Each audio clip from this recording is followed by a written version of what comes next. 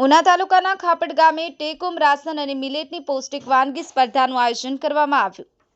ઉના તાલુકાના ખાપડ ગ્રામ પંચાયત ખાતે આજરોજ ભાચા પ્રાથમિક કેન્દ્ર નીચે આવતા 15 ગામોની 34 જેટલી આંગણવાડીના આશા વર્કર બહેનો વચ્ચે ટેકોમ રાશન અને મિલેટની પૌષ્ટિક વાનગી સ્પર્ધાનું આયોજન કરવામાં આવેલ, જેમાં આંગણવાડીની આશા વર્કર દ્વારા અવનવી વાનગીઓ બનાવી અને હાજર રહેલ CHO આશાબેન ખાપડ, ગ્રામ પંચાયત સરપંચ ખાપડ, તલાટી મંત્રી તેમજ ખાપડ પ્રાથમિક શાળાના આચાર્ય ઉપસ્થિત રહી અને આ વાનગી સ્પર્ધાનું અવલોકન કરેલ અને ત્યારબાદ સારી વાનગી બનાવનાર 3 આશા વર્કરને પ્રમાણપત્ર આપી પ્રોત્સાહિત કરવામાં આવેલ।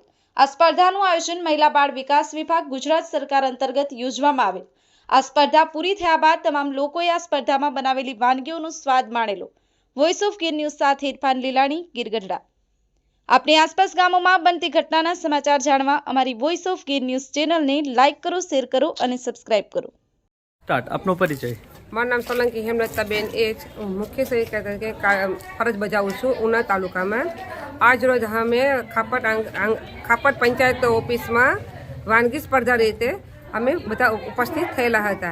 एमां मिलेट वानगी विषे, मिलेट बनावेली वानगी अने THR विषे THR वानगी बनावेली हती बेना लोकोए અને એમાંથી અમે લોકોએ ત્રણ નંબર આપી અને પ્રમાણપત્ર આપેલા છે। આશરે કેટલા આંગણવાડીથી આશા વર્કર લોકો આવેલા?